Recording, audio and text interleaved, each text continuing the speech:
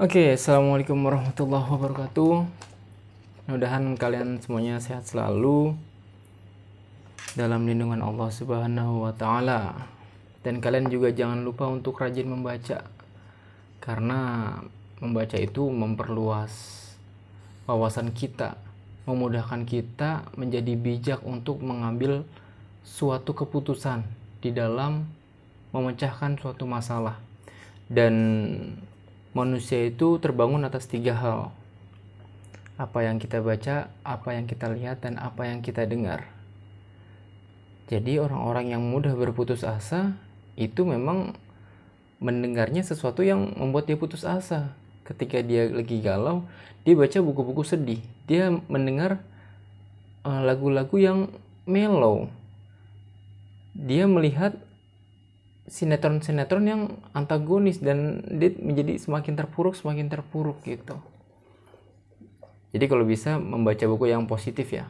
Nah, hari ini kita akan baca dikit nih buku dari Robert T. Kiyosaki, Rich Dad and Poor Dad. Di sini diajarkan bagaimana caranya memandang sesuatu tuh nggak melulu soal uang gitu, tapi soal mindset. Jadi Robert T. Kiyosaki ini adalah anak yang mempunyai 2 ayah. Makanya di sini disebutnya Rich Dad and Poor Dad. Ayah kaya dan ayah miskin gitu. Mempunyai 2 ayah, yaitu ayah angkat dan ayah kandung. Robert T. Kiyosaki ini belajar banyak sekali pandangan dari ayah kaya dan ayah miskin. Tapi perlu kita ketahui ya, ayah kaya dan ayah miskin di sini pendidikannya sama gitu, sama-sama berpendidikan, tapi mindsetnya yang berbeda. Kalau ayah miskin mengatakan bahwa kebanyakan uang adalah sumber dari masalah, ayah kaya malah berkata dan berpikir sebaliknya, kekurangan uang adalah sumber dari segala kejahatan. Menarik banget ya. Jadi di awal cerita di sini dibuka oleh cerita 2 orang anak, yaitu Robert T. Kiyosaki. Kita baca dulu nih ya. Ini soalnya menarik juga nih. Dari awal aja deh ya. Ayah kaya dan ayah miskin. Punya 2 ayah memberi saya pilihan untuk mengontraskan 2 sudut pandang. Sudut pandang orang kaya dan sudut pandang orang miskin. Saya mempunyai 2 ayah. Yang satu kaya dan yang satu miskin. Yang satu berpendidikan tinggi dan pandai.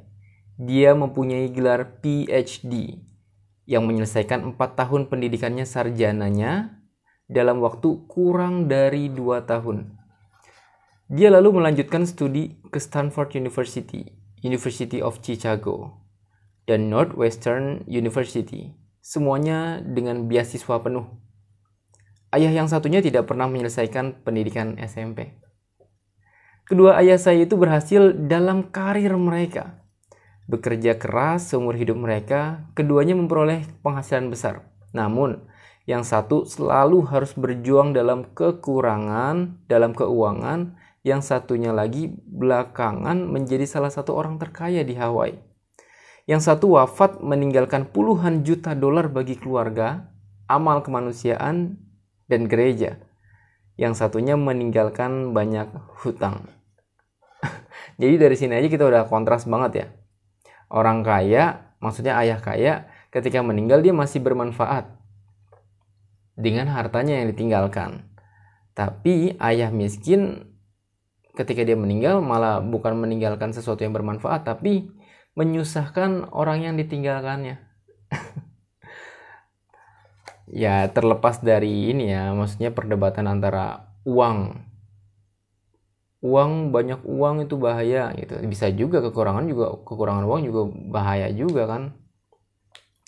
Kita lanjut. Kedua pria itu kuat, karismatik, dan berpengaruh. Keduanya memberi saya nasihat, tapi nasihat mereka tidak sama. Keduanya sangat percaya pada pendidikan, tapi tidak merekomendasikan jalur studi yang sama.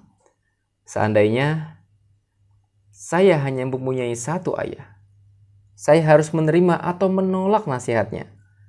Mempunyai dua ayah memberi saya pilihan untuk mengontraskan dua sudut pandang orang kaya dan sudut pandang orang miskin. Bukannya semata menerima yang satu atau menolak yang lain, saya mendapat sorry guys, ada notifikasi. Kita matiin dulu aja notifikasinya ya.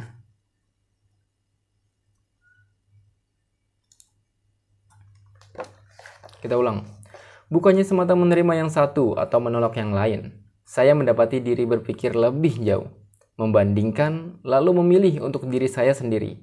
Masalahnya, ayah kaya belum sungguh-sungguh kaya, dan ayah miskin tidak sungguh-sungguh miskin. Keduanya baru merintis karir, dan keduanya mengalami pergulatan dalam hal uang dan keluarga. Namun mereka mempunyai pandangan yang sangat berbeda tentang uang. Sebagai contoh, ayah saya yang satu berkata, cinta akan uang adalah akar dari segala kejahatan. Yang lainnya mengatakan, kekurangan uang adalah akar dari segala kejahatan. Ini mindset hebat banget ya. Cara berpikir tuh bisa mengubah juga gitu cara pandang kita terhadap dunia. Yang tadinya suram, yang tadinya gelap, dengan mengubah pola pikir sedikit menjadi terang, menjadi luas, tidak menjadi sempit lagi. Hebat banget ya. Itulah Allah memberikan kita otak tuh harus dipakai. Kalau kita malas berpikir, kita juga dosa sebenarnya, karena kita tidak memanfaatkan anugerah yang Allah sudah berikan kepada kita berupa otak atau pikiran. Oke, kita lanjut. Sebagai anak kecil, mempunyai dua ayah yang kuat dan berpengaruh adalah hal yang sulit. Saya ingin menjadi anak yang baik dan menyimak nasihat mereka, tapi kedua ayah itu tidak mengatakan hal yang sama. Perbedaan pandangan mereka, terutama menyangkut uang, begitu ekstrim sehingga saya tumbuh dengan rasa ingin tahu yang besar. Saya mulai memikirkan apa yang mereka katakan untuk waktu yang lama. Banyak waktu pribadi saya habis untuk merenung, bertanya dalam hati, mengapa ayah berkata begitu? Lalu mempertanyakan hal yang sama untuk pertanyaan ayah yang satunya lagi. Akan jauh lebih mudah untuk semata berkata, ya, dia benar, saya setuju dengannya. Atau semata menolak sudut pandang itu dengan berkata, ayah